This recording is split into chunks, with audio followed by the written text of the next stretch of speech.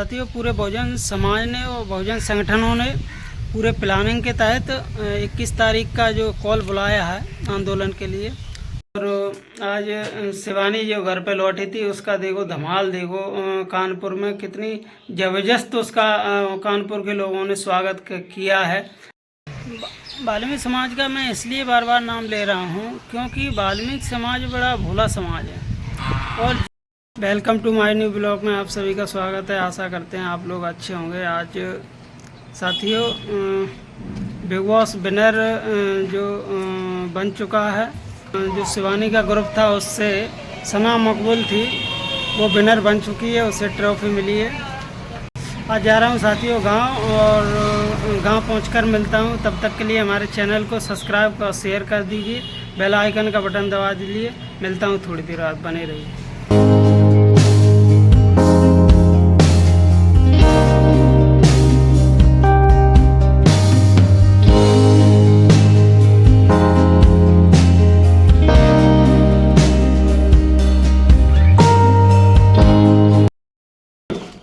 खोल जल्दी चल।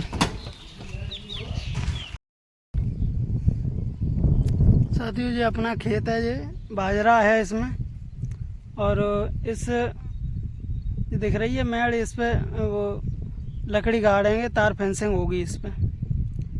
तो आज मिलते हैं ये तार फेंसिंग और लकड़ी गाड़ के।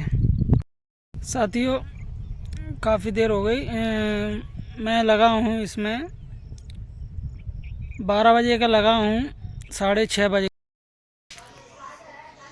साथियों, खेत से आने में कल लेट हो गया था, अंधेरा हो गया था, इसलिए व्लॉग नहीं बन पाया।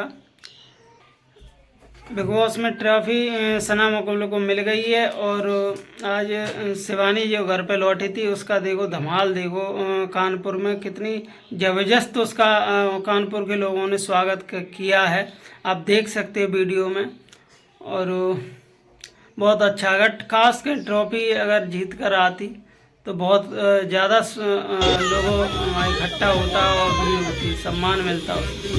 मगर ये ट्रॉफी स्क्रिप्ट प्लानिंग के तहत ट्रॉफी इन साल जो बिग बॉस में दी गई है, क्योंकि वो मुंबई में ही ट्रॉफी रखना चाहते थे। और हीरो के बीच में, जो टीवी चैनलों पर जो हीरोइन हैं उनके बीच में ट्रॉफी रखना चाहते थे, इसलिए उन्होंने ट्रॉफी सना मकबूल को लिए षड्यंत्र के तहत उन्हीं लोगों को रखा है। कंटेनर थे, उन्हें जानबूझकर बिग बॉस से बाहर किया गया। साथियों, जैसा कि अभी आपने देखा होगा, सोशल मीडिया पर एक मुद्दा बहुत ज़ोरों शोरों से जोर पकड़े हैं, जो कि सुप्रीम कोर्ट ने दिया है। किन के खिलाफ दिया है, किस वर्ग के खिलाफ दिया है, तो बने रहिए और बताता हूँ। तो साथियों, जो मुद्दा जो सुप्रीम कोर्ट ने जजमेंट दिया है कि दलित एससी वर्ग में वर्गीकरण किया जाए, मतलब वर्गीकरण बांटा जाए। जिन लोगों पर आरक्षण मिल गया है, जिन लोगों को, उन लोगों को आरक्षण नहीं दिया जाएगा।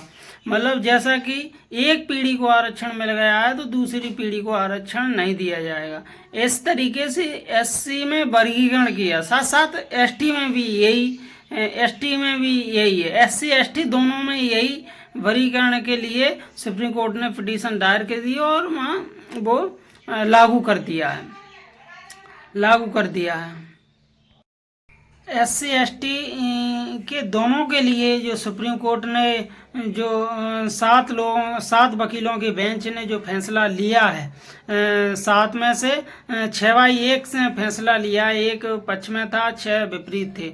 तो उन्होंने फैसला लिया है कि एससी एसटी मतलब एससी माने अनुसूचित जात और एसटी मतलब अनुसूचित जनजाति, दोनों के लिए वर्गीकरण की आवश्यकता है, ऐसा वो कह रहे हैं। हमारे हिसाब से अगर वर्गीकरण करना है तो सुप्रीम कोर्ट में होना चाहिए, पत्रकारिता में होना चाहिए। जो कॉलेजियम सिस्टम से जज बन के आते हैं उनका वर्गीकरण होना बहुत ज़रूरी था, क्योंकि वो सदियों से हमारे वो फ़ायदा ले रहे हैं जाति का, है ना, शोषण कर करके। और वर्गीकरण होना चाहिए था, वर्गीकरण उसका होना चाहिए था जैसे राजनीति सत्ता में, देश आज़ाद हुआ है तब से तुम ही हो सत्ता में, उसका वर्गीकरण होना चाहिए। और ईडब्ल्यूएस जो कोटा दिया गया है उसमें वर्गीकरण होना चाहिए। उसमें सबसे ज़्यादा सामान्य के पैसा वाले लोग उन पर फायदा ले रहे हैं उस आरक्षण का, वर्गीकरण वो ईडब्ल्यूएस का, है ना साथियों। सुप्रीम कोर्ट का कहना ये है कि एससी में दलित और एसटी में मीणा जाति की जो जातियां हैं, जो वर्ग हैं, वो अव्वल हैं और वो सबसे आगे जा रहे हैं, शिक्षित हैं, नौकरी पा रहे हैं। और जो इन वर्गों में जो दबे कुचले लोग हैं, या मतलब जैसे वाल्मीकि समाज है और भी काफ़ी समाज हैं, उन लोगों को आरक्षण नहीं मिल पा रहा है। तो हमारा इस बात पे ये कहना है, उन लोगों के लिए आपने क्या किया? 70-75 साल देश आज़ाद हो गया, पूरा पहली बार तो SC ST के लिए आरक्षण पूरा लागू नहीं किया है आप लोगों ने। उसके बाद इतना ही आप हितैषी हो तो उनके लिए सुप्रीम कोर्ट में वर्गीकरण कर और कॉलेजियम सिस्टम ख़त्म करके उन्हें नौकरियां दी जाएं। और फिर नौकरियां पूरी सारी तुमने ख़त्म कर दी हैं। अगर वाल्मीकि समाज जैसे कहा जाए, वाल्मीकि समाज के बारे में, तो प्राइवेट ठेके पे उनके लोगों को नौकरी पे रखा जाता है, उनको परमानेंट किया जाए, है नहीं। जी तो आपके हाथ में है ना, हमारे हाथ में तो है नहीं है ना। और जैसे हम अगर पढ़ रहे हैं, लिख रहे हैं, एक्टिव हो रहे हैं तो हम आगे बढ़ेंगे। अगर वो नहीं शिक्षित हो पा रहे हैं, वो जागरूक नहीं हो पा रहे हैं, इसकी गारंटी किसकी है? इसकी गारंटी सरकार की है। उन्हें उनके हक अधिकार का जागरूक होना, उनके हक अधिकार को बताना, ये सरकार का दायित्व बनता है कि उनके तक सबसे नीचे पायदान पर जो व्यक्ति है उसको उस तक भी व्यवस्थाएं देश में पहुंचना चाहिए। ये सरकार का दायित्व बनता है। लेकिन आपने ऐसा क्यों नहीं किया? वाल्मीकि समाज का मैं इसलिए बार बार नाम ले रहा हूँ क्योंकि वाल्मीकि समाज बड़ा भोला समाज है।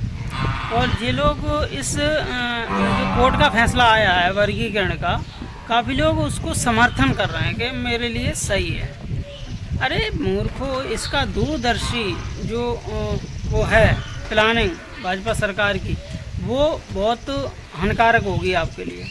और हमें वर्गीकरण के बांट के, जैसे फूट डालो शासन करो, उसी रणनीति के तहत बीजेपी काम कर रही है। कोर्ट से ये लेके आई है, जबकि संसद में इसको पास करना चाहिए था बहुमत से, तब इसको वर्गीकरण की बात होना चाहिए। लेकिन कोर्ट के जरिए, कोर्ट के खिलाफ कोई बोल नहीं सकता। तो ये बहुत बड़ी चाल है कोर्ट के जरिए। जो SC ST का जो वर्गीकरण की बात कही गई है, जो फैसला लिया गया है, वो सरासर झूठ गलत है। हमारे पूरे बहुजन समाज के लिए OBC में से पहले क्रीमी लेयर है, अब ST SC में भी ये लोग डालना चाहते हैं, तो सरासर ये गलत है। ये हमारे गांव का तालाब है, बीचों बीच गांव में तालाब है। और वैसे तो अच्छा लगता है, लेकिन इसके बहुत